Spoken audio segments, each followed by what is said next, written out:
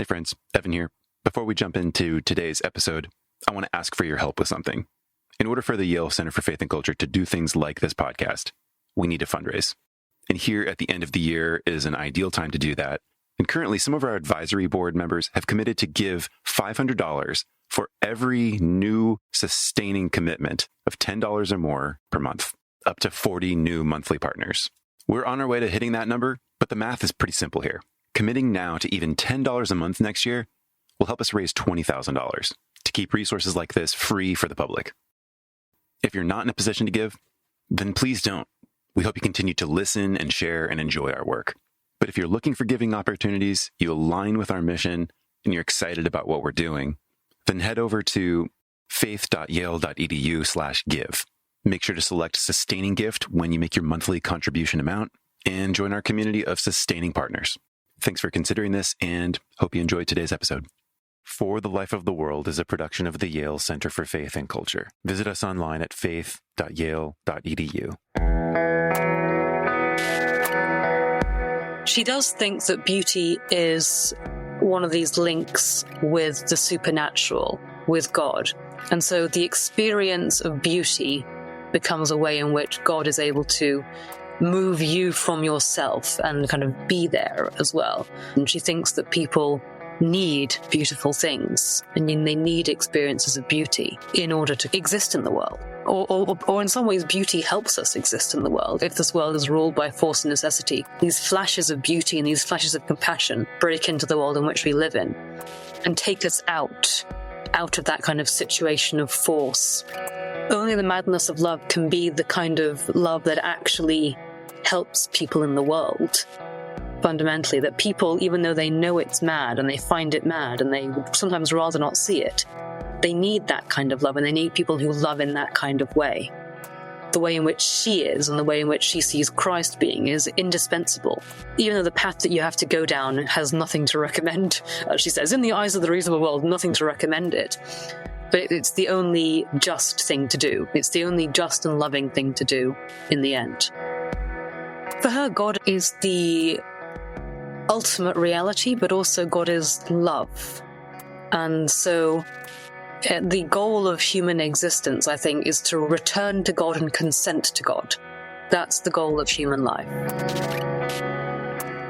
This is For the Life of the World, a podcast about seeking and living a life worthy of our humanity. I'm Evan Rosa with the Yale Center for Faith and Culture. All the natural movements of the soul are controlled by laws analogous to those of physical gravity. Grace is the only exception. Those are the opening lines of Simone Weil's famous work, Gravity and Grace. She wrote notebooks and letters throughout her life, of course, reading and teaching anyone who'd listen as well. She's thought to have carried a copy of Plato's Symposium around, hoping to teach fellow laborers of the grape harvest in the south of France, for instance. Quote, "Grace fills empty spaces, but it can only enter where there is a void to receive it. And it is grace itself which makes this void." These aphoristic lines were edited together from notebooks she passed to a French writer in 1942, prior to her death. So when you read Gravity and Grace, you may well be reading her work in progress, ideas that Weil herself was still struggling through, still working out. And they're beautiful. Read like poetry. And a personal side note, it was poet Christian Wyman's presentation of Weil that really made me notice her work. Here he is from a past interview about 100 episodes ago, where he commented on her suggestion that, quote, "We must take the feeling of being at home into exile. We must be rooted in the absence of a place." The notion of humanity, human existence being in exile, fundamentally, I mean, that's an ancient notion, obviously, but it's a secular notion in modern times. And the notion that in some way you create your own home out of what you know of home or what you remember of home. We must be rooted in the absence of a place. So what is it that roots you?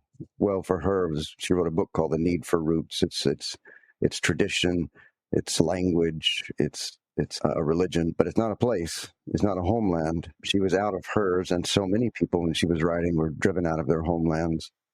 And so that's a particularly modern notion. I think all poets, though, experience the feeling of displacement that comes with perception. Life is the thing. Words are always a kind of displacement. Whether exile, affliction, self-emptying, uprooting, there's an intensity to Wei's words that pierce through the facades of comfort, ease, entertainment, and happy self-obsession. Again, all of these following passages are from Gravity and Grace. Decreation, to make something created pass into the uncreated. Destruction, to make something created pass into nothingness. A blameworthy substitute for decreation. Creation is an act of love, and it is perpetual. Everything which is grasped by our natural faculties is hypothetical. It is only supernatural love that establishes anything. Thus, we are co-creators. We participate in the creation of the world by decreating ourselves. We only possess what we renounce. What we do not renounce escapes from us. We are born and live in an inverted fashion, for we are born and live in sin, which is an inversion of the hierarchy. We have to be nothing in order to be in our right place in the whole. It is necessary to uproot oneself. By uprooting oneself, one seeks greater reality. It is necessary to uproot oneself, to cut down the tree and make of it a cross, and then to carry it every day. I have to imitate God, who infinitely loves finite things, in that they are finite things. To know that what is most precious is not rooted in existence, that is beautiful. Why? It projects the soul beyond time. She and her writing are a beautiful enigma. It's hard to make sense of her, but there's the hope for reward. This episode is our third installment of a short series exploring how to read Simone Weil. Besides Gravity and Grace, she's the author of The Need for Roots and Waiting for God, and much more, all with a posthumous influence that has far-reaching impact in literature, philosophy, theology, poetry, and political activism. In this series, we're exploring Simone Weil the mystic, the activist, and the existentialist. And what we'll see is that so much of her spiritual, political, and philosophical life are deeply unified in her way of being and living and dying. First, we heard from Eric Springstead, one of the founders of the American Weil Society and author of Simone Weil for the 21st Century, discussing her spirituality, views on prayer and attention, and her mystical experience of Christianity. Then we looked at her activist side, asking her foundational question, what are you going through? English professor Cynthia Wallace joined me to discuss her book, The Literary Afterlives of Simone Weil, Feminism, Justice, and the Challenge of Religion. This week, we're exploring Simone Weil the Existentialist with philosopher Deborah Casewell, Associate Professor of Philosophy at the University of Chester, author of Monotheism and Existentialism, and co-director of the Simone Weil Research Network in the UK. Together in this conversation, we discuss how her life of extreme self-sacrifice importantly comes before her philosophy, how to understand her central but often confusing concepts of decreation and God's abdication of the world, her approach to beauty as the essential human response for finding meaning in a world of force and necessity, the madness of Christ as the only way to engage in struggle for justice, and how she connects that to the Greek tragedy of Antigone, which is the continuation of the Oedipus story, and the connection between love, justice, and living a life of madness. Thanks for listening today. Deborah, thank you so much for joining me on For the Life of the World. Thank you very much for having me. I'm excited to talk about Simone Weil with you. Your interest in her, I'm fascinated specifically about where she stands as perhaps an existentialist thinker, but more than an existentialist thinker, very much a doer and a person whose life and whose being in the world is equally interesting with her thought. And I wanted to start with the biographical points that stand out most to you. What elements of her biography are interesting and make her so particular? When people talk about Simone Weil's life, you always kind of get the greatest hits of mad things that she did. That's usually how she's framed. And it'd be childish for me to say that I'm not also interested because of that either. So you have her kind of, running off to join and go and fight in Spain, stepping into a pot of boiling oil and having to go and recover in Portugal, where she has her first mystical experience, that kind of thing. The time that she took off from her teaching job on a sabbatical to go and work in factories, and the work that she produced from that, those are kind of things that I find particularly interesting and striking as well. And especially in terms of kind of, relationships to the existentialist, there's always a very, very famous story of her meeting with Simone de Beauvoir, which de Beauvoir relates in Memoirs of a Dutiful Daughter, where she always has this great admiration for Simone Weil. And then Simone Weil is, kind of around the universities, and she's, advocating for, sending money or food to people, starving people. And Simone de Beauvoir was just like, shouldn't we also get people's minds, not just their bodies?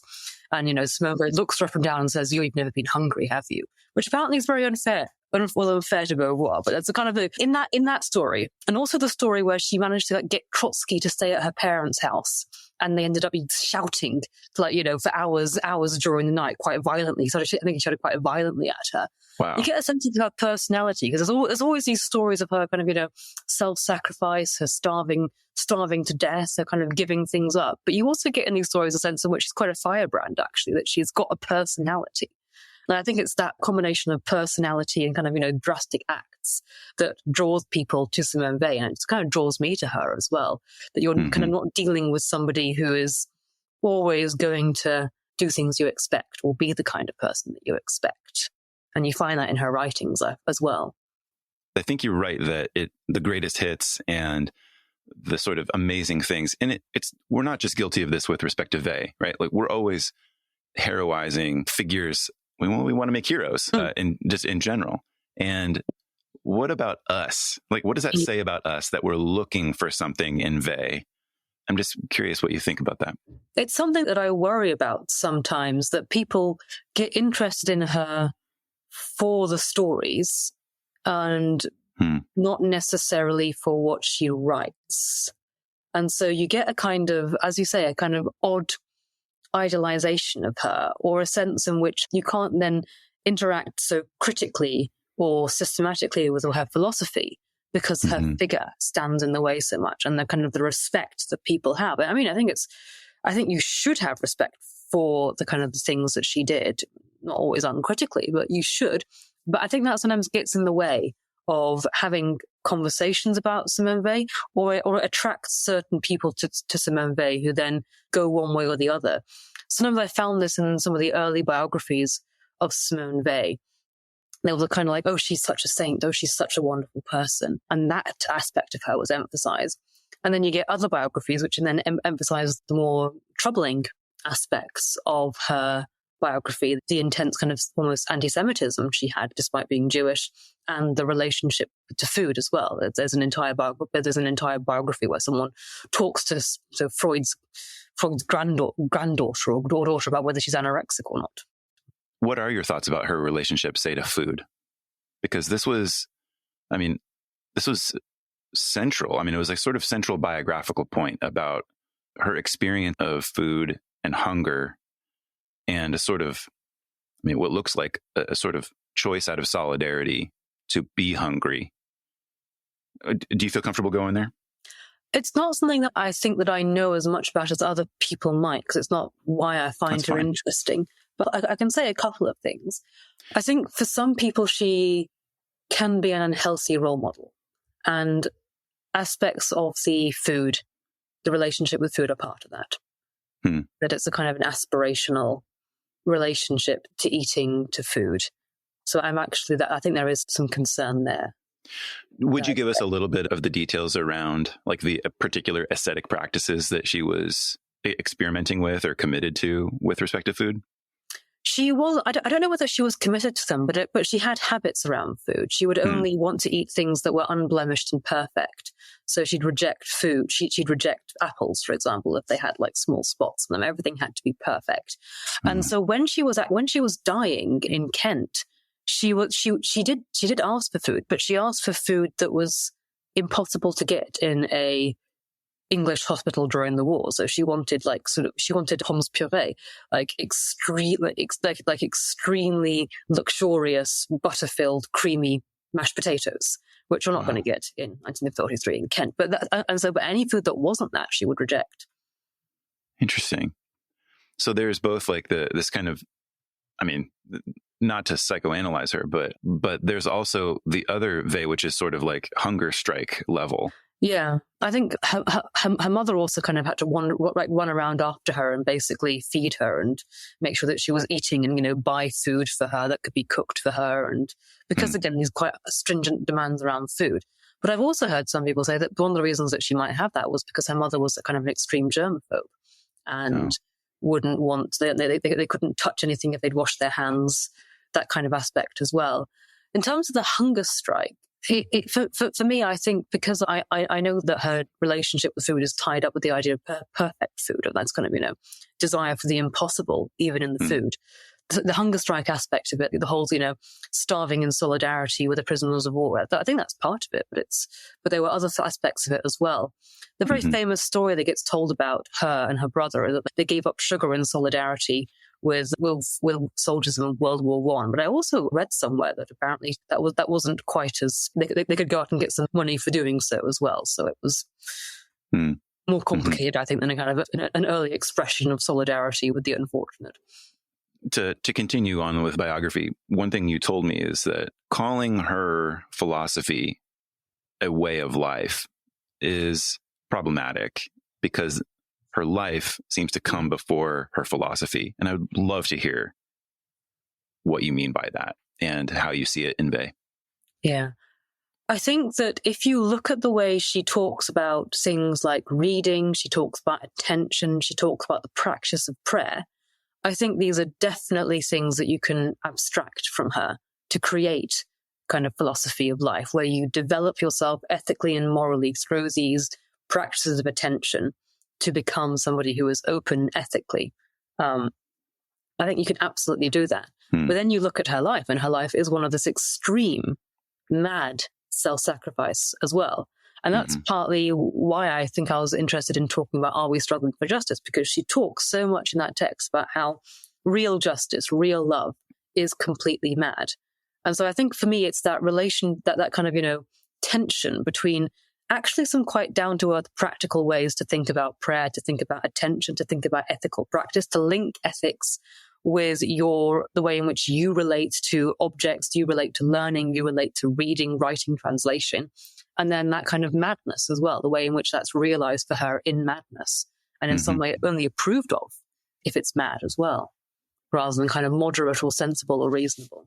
When you say mad, does that mean radical? No, I think she just means it would look completely insane to the outside. To the reasonable world, it would look completely insane.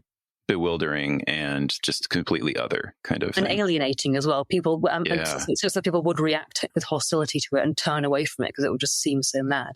Yeah. Let's talk a little bit about like the philosophical principles that kind of ground this. And I think you've already been like beginning to touch on them. It's hard not to. But when you think about the few core concepts, the conceptual tools that we can use to understand Weil, what would you bring into this toolbox so that a reader might better understand her life and writing? There are some people who try to systematize Weil's thought, and some people who say that you can't systematize Weil's thought. I think I'm probably somewhere more towards the people who try to systemize Weil's thought now. I think an essential part of understanding her is to understand that the world is kind of structured and set up in such a way that it runs without God, without the supernatural. God's kind of abdicated through the act of creation. And as a result, the universe operates through necessity and through force. So it left to its own devices, the universe, I think, tends towards crushing people. It sounds very cheerful, but that would be Weil's thoughts about both creation and then the abandonment of creation by God. Yeah, I mean, for her, it's interesting to use the word abandonment because the word that she used in some of the days is abdication. Abdication. That she wants people to essentially find their way to God through the world, because this idea of consent is so important to her. So God can't kind of turn up or be Lord of all earth and, cow everybody into obedience. Your obedience to God has to be through your consent. Yeah. And her understanding of consent and obedience is so radical that God has to abdicate completely from the world and kind of abandon the world to necessity and force, such that, again, that kind of act of obedience, that love of justice, that love itself becomes the kind of mad counterexample to the world. What would you say is her anthropology, her theory of humanity that would sort of ground that centrality of consent? I think she sees people as possessing power and ability and action. So I think in some way there's always, I think, in her anthropology, a tension between activity and passivity. And I think she sees us as fundamentally active. I think this is actually her Marxism. This is actually kind of like Marx's understanding about human beings, that human beings are active. They want to work. They want to labor. And her theory of labor, it draws a lot from Marx's understanding that people need to kind of have worthwhile work. That's something I really like about her. I find interesting that people have to work. Yeah. And we realize our humanity through that kind of activity. But in the practice of attention, your activity becomes a kind of sustained passivity. So you have to kind of transform this natural human tendency to be active into a kind of sustained passivity. And then I think anthropologically, the idea of activity, the humans being active, also relates to the way in which we want to exercise power over people as well. That the human social relationships involve essentially desires, kind of like relationships of power over one another as well. Is she also drawing that from Marxism, do you think? I think a bit, but I think some of it comes from discussions of justice and Greek thought as well. Well, I was just going to ask about the interplay then between consent and power and the social dynamics of that. I think when I read Are We Struggling for Justice, it presents the vision of the world that you find in the Iliad, the essay that she has on the Iliad, where all human relationships are of force acting to kind of, gain power over the other person, crush the other person, treat the other person as a thing. And what I find interesting, and what I want to know what you think about as well, in the relationship between kind of power, obedience, and consent, is that she seems to say that if someone consents in some way to somebody having power over them, then the power that is exercised over them is fundamentally all right. So sometimes I wonder I think there definitely must be resources in her for a kind of power over you that could be good. But I think she sees the best human existence is to be in a state of obedience instead. And so what you have to do is relinquish power over people. So I think there's a complexity there. Incredibly nuanced complexity that I think is, most people find incredibly frustrating about the nature of relationships. If we're to really bring this down into lived experience every day, the way that we negotiate our influence over others, and that's kind of where I'm going, is the way that we attempt to influence either by request or by persuasion. And then certainly some people take it into force and violence. Yeah. But how we negotiate power and consent is really describing and really only gesturing at the complexity of human relationships and the difficulty of working together, collaborating, and the difficulty of finding any kind of functional unity and in a way that would lead to mutual flourishing. Yeah, I mean, with her, there's two ways of kind of discussing this. The first is to note that she was a very individual person. Yeah. And she kind of, and despite having the support system behind her through her mother that she needed in order to kind of live, she wanted to live a very singular individual life. She didn't necessarily have the relationships with people where you have to do that give and take so much. She was quite a strong personality, I think, as well, in that respect. So that's one way. You can look at the example of her life and how she wanted to live her life. The things that she says about how you have to do things individually. You can't enter into a collective. Collectives always subordinate the individual to their collective aims, and then they're not personal at all. They're not even impersonal. The idea of gaining impersonality, there's that aspect of it. And then you can look at the way in which she tries to structure societies as well. So looking at her later writings where she's writing The Need for Roots, for example, where she wants to try and tell you this is what not a perfect society, but if there's going to be justice in a society. And she says that in 1940s France, there was not a just society. There was no way. The only thing to do would be just completely wipe that society, completely destroy that society and build a new one from scratch, basically. You look at the principles. And this is what I do like about Simone Weil, is that she's always happy to let contradictions exist. And so when she describes human nature and the needs of the soul, they're contradictory. They all contradict each other. It's freedom and obedience. People want freedom and they want obedience. Yeah. Yeah. Consent and power. Yeah.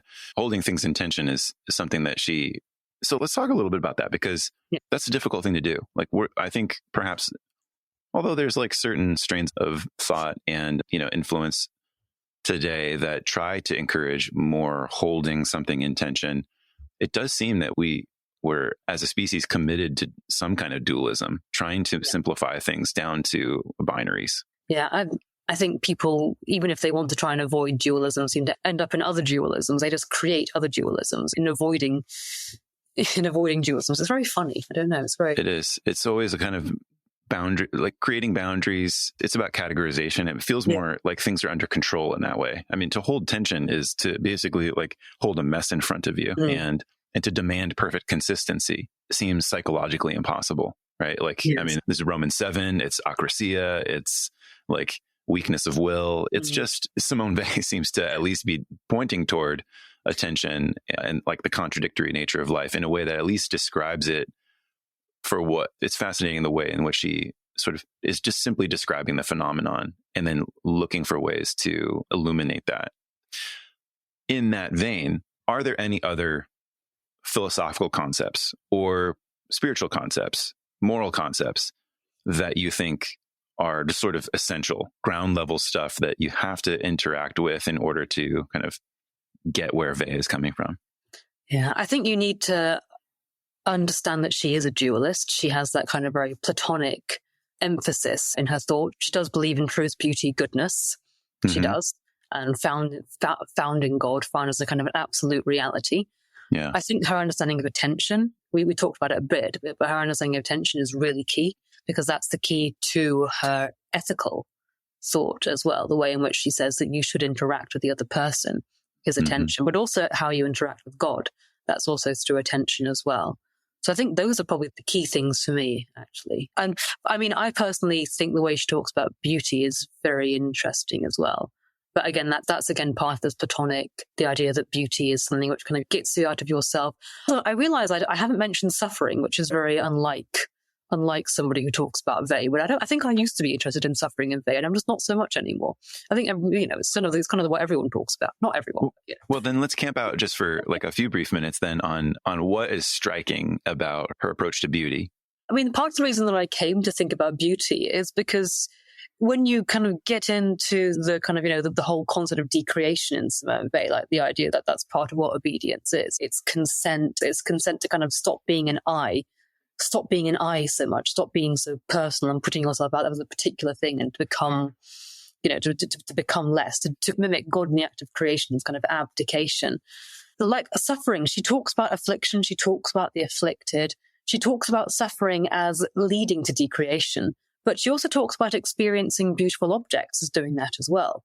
That when you look at a painting or a particularly beautiful painting or a particularly beautiful object, in that moment, your whole attention is filled with the beautiful object, and you are kind of pushed out of yourself as well. So there's that same decreative thing which you get from enjoying beautiful objects as well. So I'm glad you brought this up, because I think decreation is just like this very evocative and also very confusing kind of concept in Weil that I think is like really great to be considering here. So back us up a little bit to help. She's coining the term, as I understand it, that like decreation this is something unique she's bringing.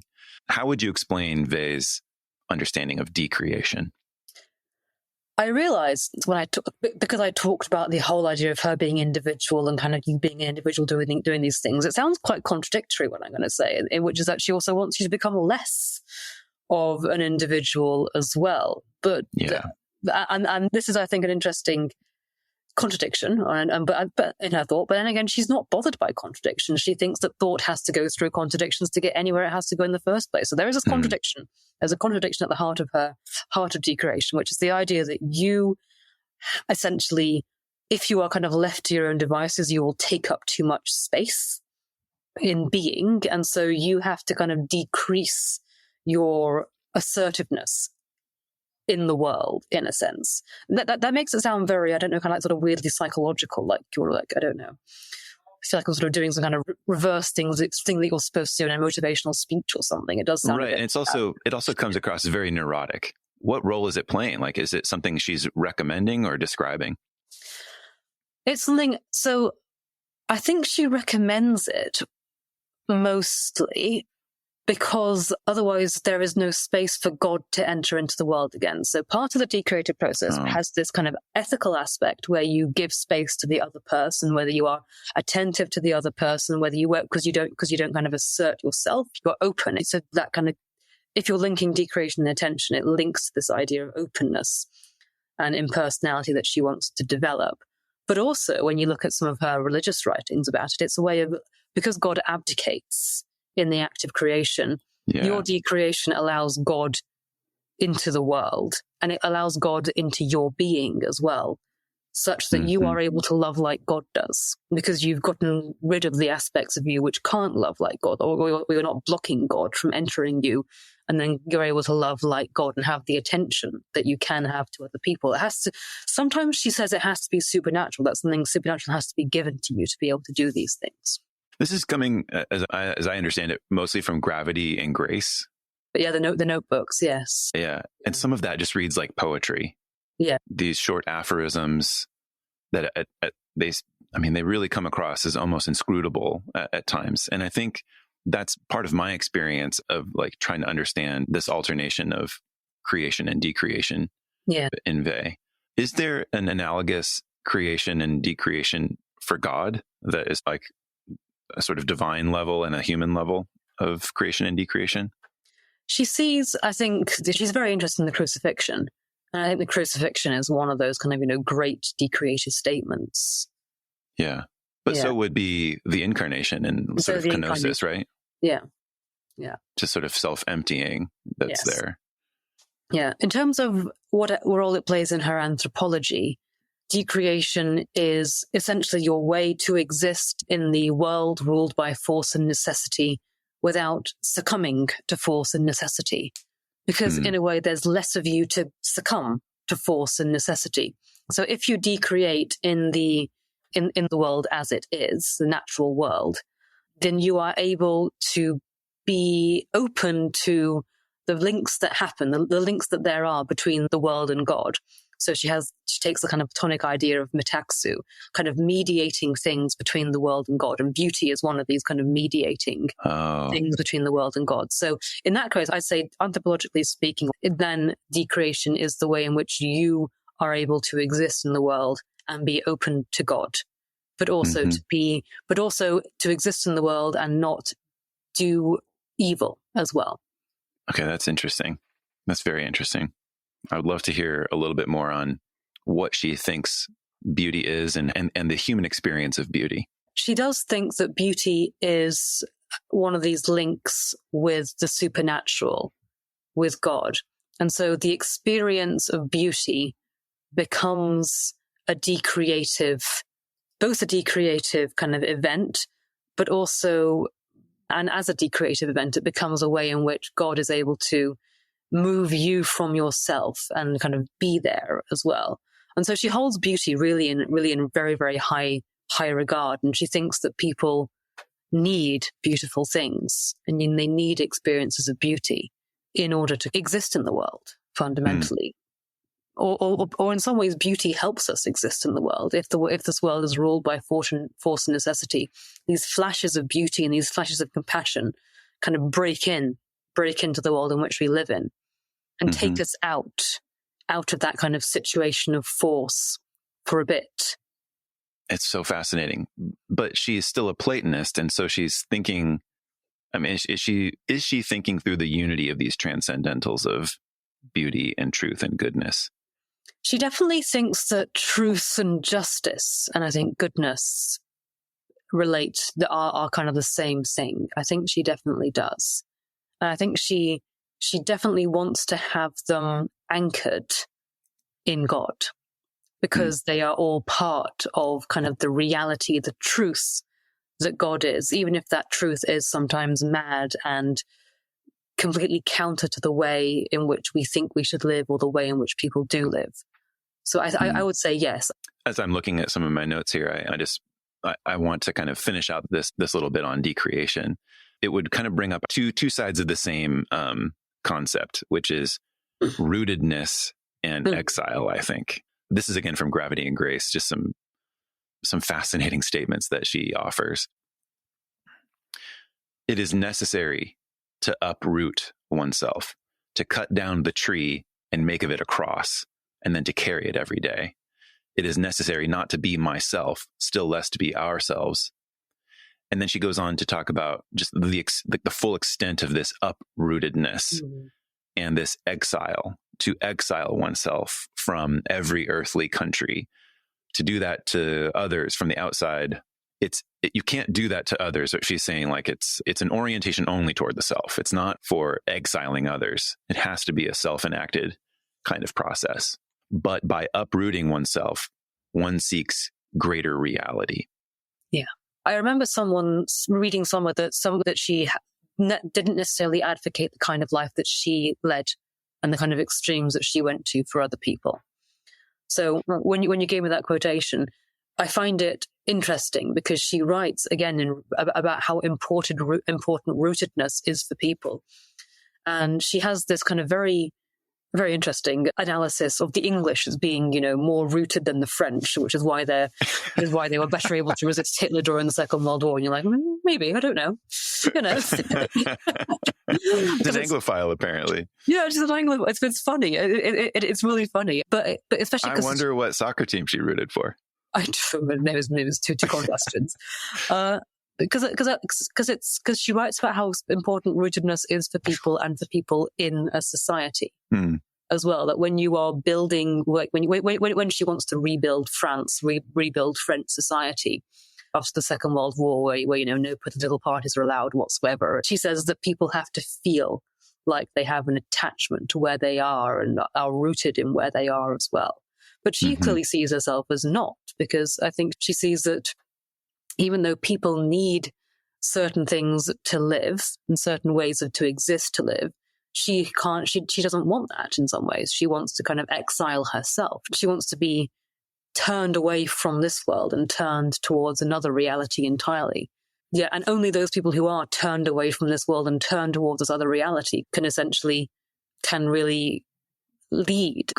This now sounds like the Republic, what I'm saying. It sounds like only those people who don't want to lead have to leave. Only those people who are like philosophers, who have their eyes fixed on the heavens towards truth, beauty, and goodness, are allowed to be in charge. Everyone else will just do it. Everyone else will just end up being obsessed with themselves. I mean, this is also the Socratic, maxim as well. That true wisdom is only found in a kind of like ignorance of one's way. A stalwart statement to the contrary. Yes. It's only in his thinking himself unwise that Socrates is in fact wise. He's the wisest man in Athens. Yes. This really does seem to lay bare some of like the contradictory nature of and the tension that she's willing to stipulate. And I think the desire to kind of tidy things up, to make sense of it all, it really presses against what they, or maybe how they would be comfortable being read and being understood. And so I'd love if you could situate her as existentialist and help us to understand the sense in which she kind of fits in that philosophical tradition, or maybe I should just say human tradition. Yes, I mean, some genealogies of existentialism say that thinkers like Socrates, like Pascal, are particularly existentialists. And so I think of her as that kind of existentialist. When we think of existentialism nowadays, we tend to think, I suppose, the kind of the French existentialist, the kind of, the atheistic Camus, Sartre, Beauvoir strand of existentialism. But she's much more like the kind of some of the religious existentialists at the time, even though she didn't, I think, have so much contact with them as they had. You know, they didn't have so much contact with them. And who are you thinking of? Like Berdiev, for example. So Berdiev has also similar ideas about God, as he has similar ideas of this kind of relationship between nothingness and the void and God, but he sources it in Schelling. So he has this kind of Schellingian account of creative freedom that's kind of comes out from nothingness. And so that's what I was thinking. I was thinking about people like Berdiev. I think Kierkegaard and Weil get talked about in relation to each other quite a lot. Kierkegaard was being translated into French, but there's no evidence really that she read more than one book of Kierkegaard's, and that wasn't interesting. The existentialist one. Really, it wasn't the kind of the classic. It wasn't kind of the concept of anxiety or the sickness unto death or something. So I think in as far as she displays existentialist thoughts and themes in her work, she strikes me more as a religious existentialist, rather than the kind of Sartre, essences, existence precedes essence, that kind of ontology of kind of account of nothingness and phenomenology. I think that's their thing.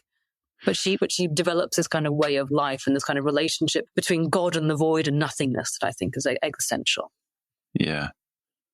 So then what might be the role of God in her existentialism? I mean, for her, God is the ultimate reality, but also God is love. And so the goal of human existence, I think, is to return to God and consent to God. That's the goal of human life. I love that. What would that mean in a person's life? What would that mean in a person's life? So again, it's to do with the prioritization of the self. So it's, what are you paying attention to? Are you paying attention to yourself? Are you paying attention to the people who are exciting, who are grabbing your attention, who are, kind of out there pushing themselves out there? Or are you giving your attention to that which is not obvious?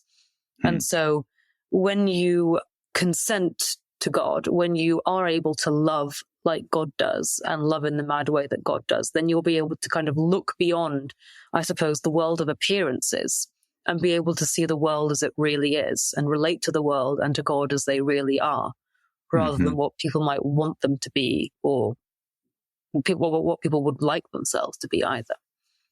Yeah. I feel like this is probably a good step back into, but toward, are we struggling for justice? Yeah. So maybe we could start there with how she thinks about the madness of Christ.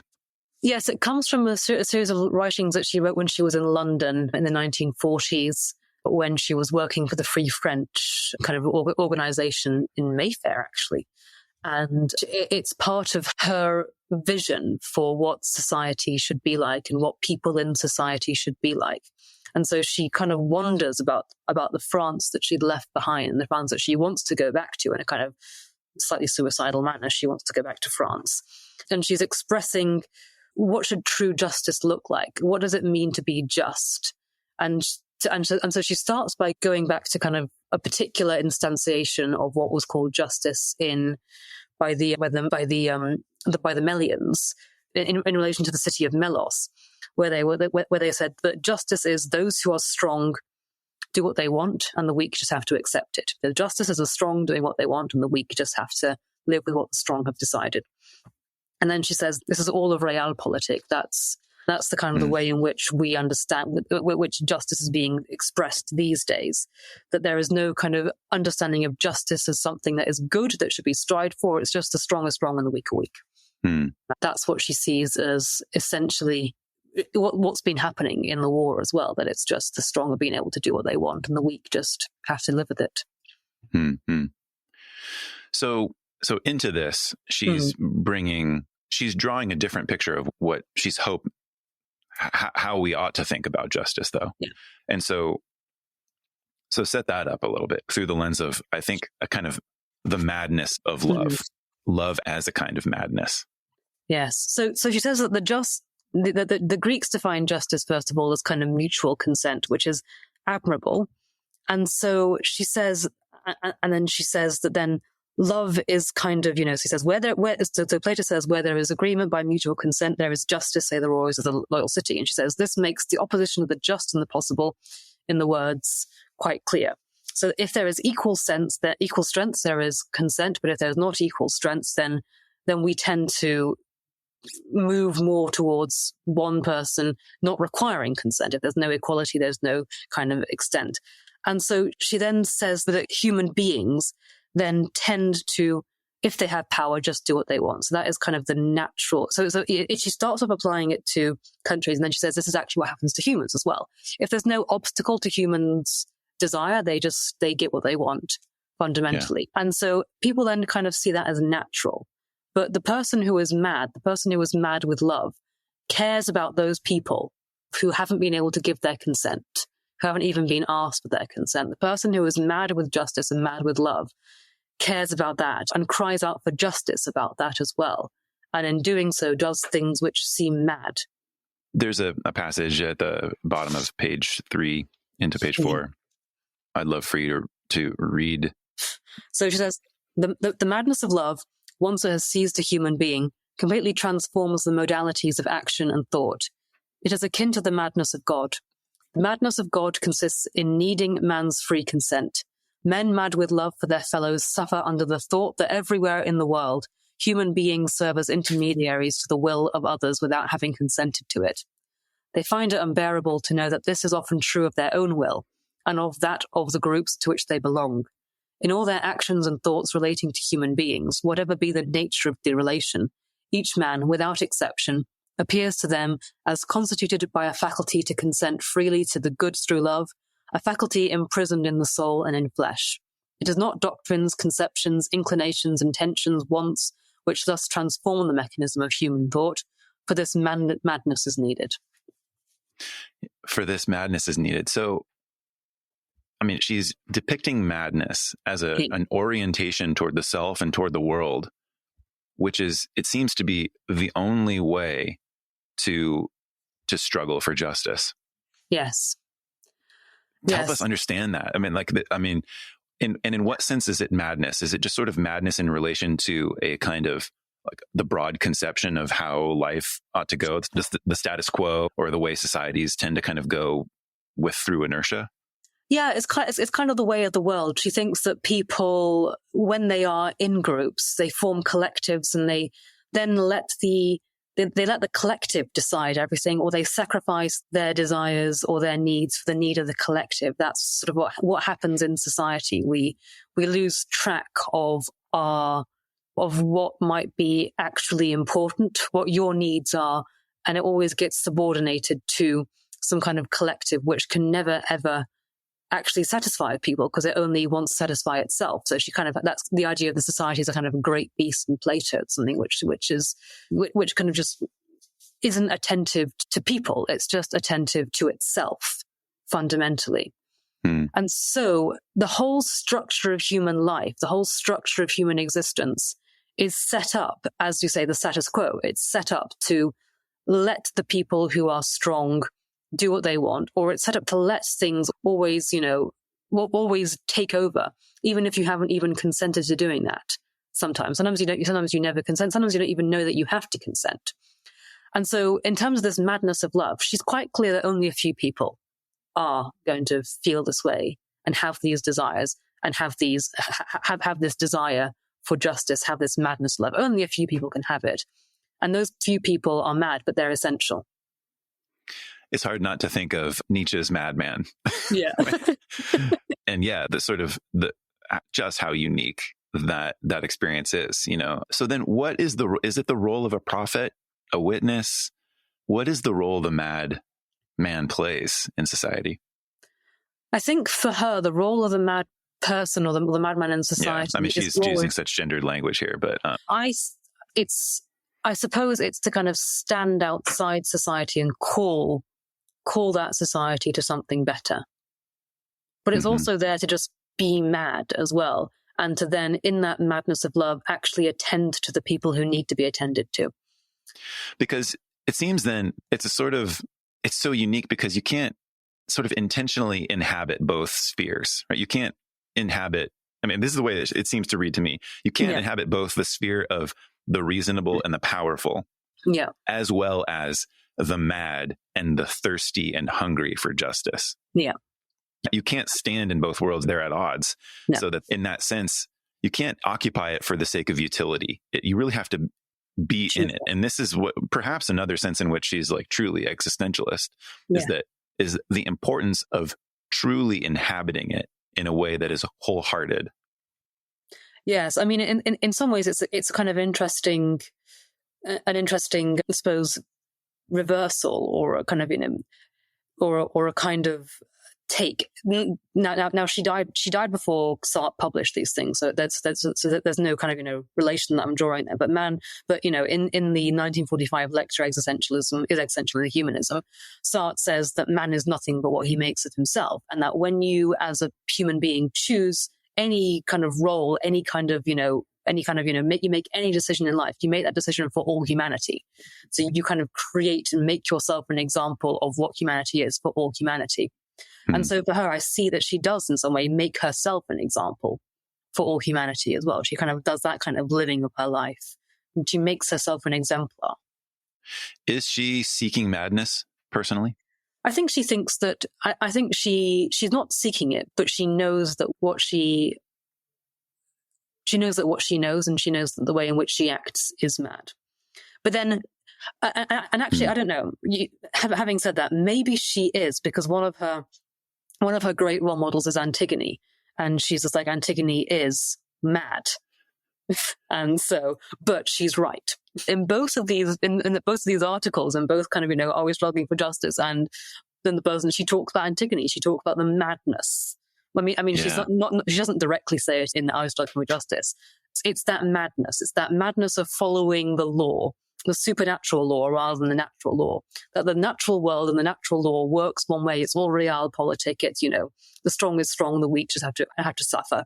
But there's the real supernatural law, which is mad and unreasonable. And it doesn't try to make accommodations and get on with the world and deal with tricky situations. It's just mad. Yeah. So Simone Weil, I've learned through you, has this fascinating interest in Antigone. I'm wondering if you can both give us for readers that haven't read Antigone, give us like the brief movements of that Greek tragedy, and then what was Weil's interest in Antigone, and where does it fit in her thought? So the story of Antigone is a continuation of the Oedipus story. She's a daughter of Oedipus, and after Oedipus's exile, the two sons essentially fight each other for control of the kingdom. And in the fight, they're both killed. And Creon, who is Antigone's uncle, decides that the best way to preserve peace in the city is to have one son buried with the full proper Greek burial rites and the other one left to be rotten and be eaten by dogs, which in Greek thought would have meant that his spirit never reaches the underworld. And says that anyone who disturbs the body or does anything to kind of, give it funeral rites will be put to death. And so in the night, Antigone sprinkles some dust on the body and performs some of the funeral rites. She's seen, and the next night she's caught. And Creon's given this edict that anyone doing it will be put to death. So he has to then put his own niece, who is coincidentally engaged to his son, to death. And so they have this kind of long discussion, which Simone Weil has always found interesting, where he kind of justifies what he's done, and she justifies what she's done, and she says, "Well, I've obeyed the unwritten laws. You have the written laws, but I am obedient to the unwritten laws." And then that she's sent to be walled off, and then the prophet comes and tells Creon if he does that, it's going to lead to terrible outcomes, which it does anyway. So he unwalls her. It turns out that she's hung herself, and so at that point, his son commits suicide, and then he goes back, and it turns out his wife commits suicide as well. So that is, in broad strokes, the Greek tragedy.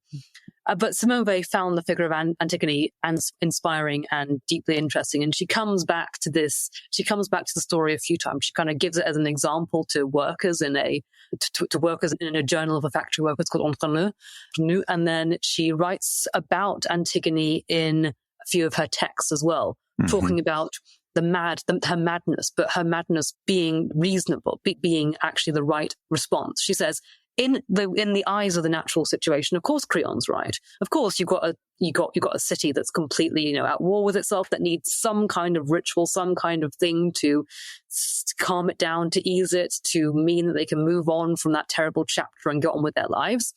But in doing so, you have to commit a great act of evil.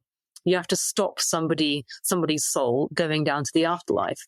And so Antigone says the justice that I owe is not to the city. It's not so that the city can, continue its life and move on. The justice that I owe is to the supernatural law, to these more important primordial laws that actually govern the life and death situations and the kind of the soul, the situation of your soul as well. Mm-hmm. And that's why she does what she does. She's obedient to the unwritten law rather than the written law. And so Creon tells her, go on then and love the dead. But in some ways, Simone Weil says that was the right thing to have done. It was the right thing to have done, to have loved the dead for the sake of justice, rather than have to attend it to the living for the sake of expediency.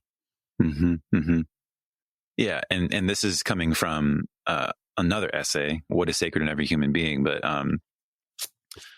this is Weil saying, in effect, this was the right place for Antigone, for the unwritten law that this little girl obeyed was far from having anything in common with any rights or with the natural. It was nothing other than the extreme love, the absurd love that pushed Christ onto the cross. Yeah. And so she kind of like sees Antigone as a Christ figure. That kind of madness of the love is the right kind of love, is the right kind of justice. But it is not human justice. Human justice finds its way and does other things and sees other things as important. But Antigone has the clarity to do that. And Antigone is the only one in that situation with the clarity to know what is really important, even though it's not. This is fascinating because it sort of reveals the sense in which, the way that like madness is in the eye of the beholder in this case, right? Like one person's madness is another person's reason. And in this case, it's very much the subversive kind of approach of Antigone of Christ, that it's in that sense that this madness is in fact reasonable. It's because the context, the societal context that Creon or that the rest of the world, those with power, operate within is really upside down. It's upside down in some important sense that only the mad can really have access to, or access to see and the ability to point out. Yes. And in some way, the idea that the love of God and the justice of God is always going to be mad in the eyes of the world, because God's in some way, God's abdicated from the world. And so the only kind of power and love that we have in the world is not the right kind. You have to go to the supernatural to find the right kind of love and the right kind of justice. Yeah. And so she definitely thinks that it's not easy to fight or to struggle for justice. And so she says that the spirit of justice has to be the same as the power of love. So she says that the spirit of justice is nothing other than the supreme and perfect flower of the madness of love. And the madness of love turns compassion into a far more powerful motive for any kind of action, including fighting than splendor, glory, or even honor.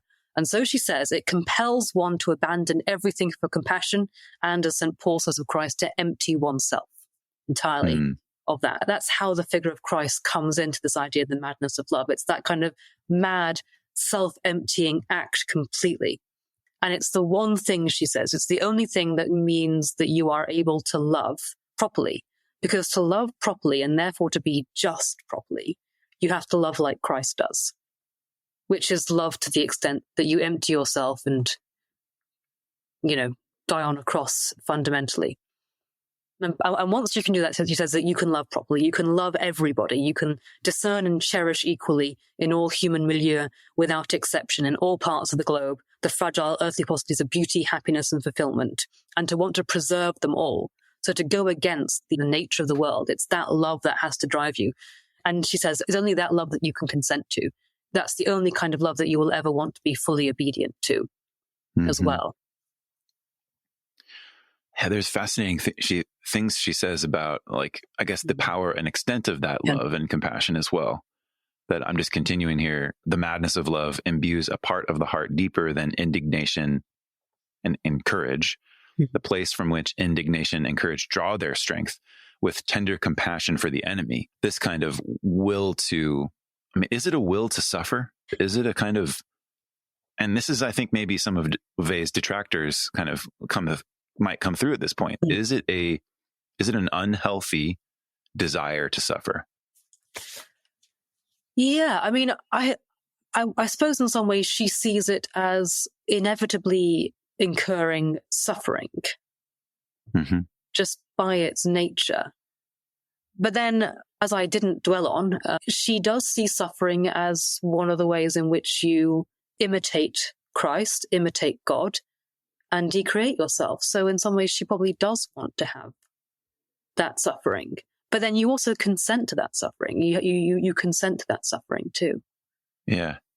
I mean, but like I continue on again. Sometimes all I can do with Weil is read it, quote it, and just let it sit. I mean, and what I love about the way she writes is she'll in turns kind of become colloquial in a way that is sort of feels so familiar and easy. And then also in turns just say things that are absolutely perplexing and provocative as well. Yes. It's provocative and perplexing, right? So she'll say, I mean, this truly is madness. It hurls one into risks one cannot run if one has given one's heart to anything at all that belongs to this world.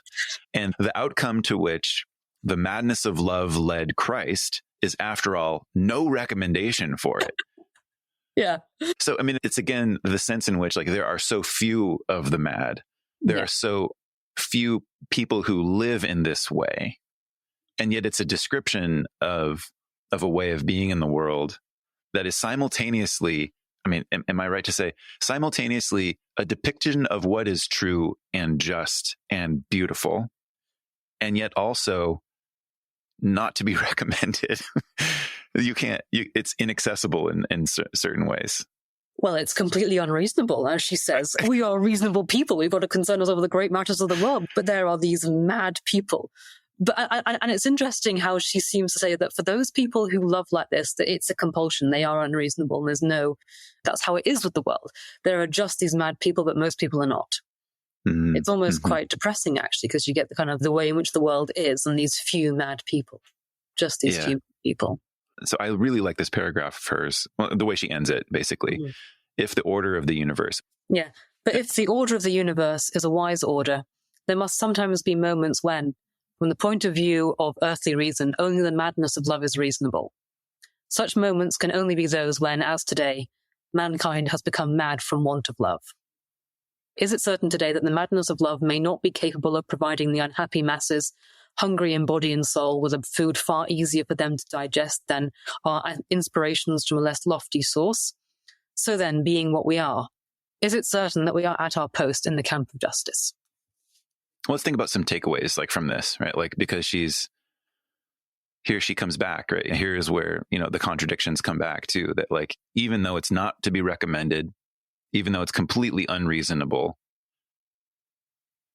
from another perspective, from a loftier view, only the madness of love is reasonable. Or only the madness of love can be the kind of love that actually helps people in the world, fundamentally. That people, even though they know it's mad and they find it mad and they would sometimes rather not see it, they need that kind of love, and they need people who love in that kind of way. Even if it's not the majority, people still need that. And so in some way, the way in which she is and the way in which she sees Christ being is indispensable. Even though the path that you have to go down has nothing to recommend, as she says, in the eyes of the reasonable world, nothing to recommend it. But it's the only just thing to do. It's the only just and loving thing to do in the end. Yeah. I mean, it really helps to come back to that bit of, the ways in which we uproot ourselves. It's necessary to uproot oneself, to cut down the tree, make of it a cross, and carry it every day. And that kind of madness of love, I'm so hung up on, like, the reasonableness of this. But there's a kind of sense to it. There's a sense of.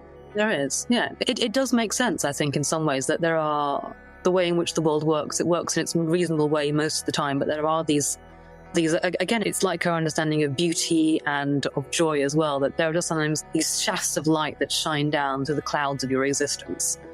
And there are some people who are just able to kind of, embody that as well and love in the way that you're supposed to love. And they are the true just people.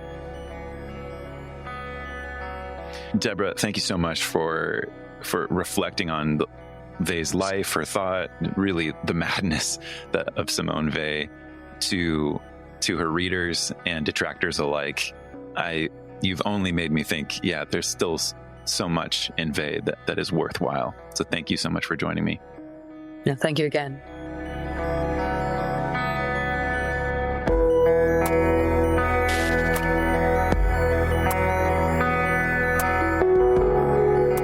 Life of the World is a production of the Yale Center for Faith and Culture at Yale Divinity School. This episode featured Deborah Casewell. Production assistance by Macy Bridge, Alexa Rollo, Emily Brookfield, Zoe Halaban, and Casey Barrett. I'm Evan Rosa, and I edit and produce the show. For more information, visit us online at faith.yale.edu or lifeworthliving.yale.edu. There you can find all sorts of educational resources to help people envision and pursue lives worthy of our humanity. If you're new to the show, welcome, friends, and remember to hit subscribe in your favorite podcast app so you don't miss the next episode. And if you're a loyal supporter and a faithful listener to the show, as I mentioned in the beginning, we're on the final stretch of a year-end campaign to raise $20,000. And your gift of as little as $10 per month can help us reach that goal. So please consider giving monthly to the Yale Center for Faith and Culture in 2025. Thanks for listening, friends. We'll be back with more soon.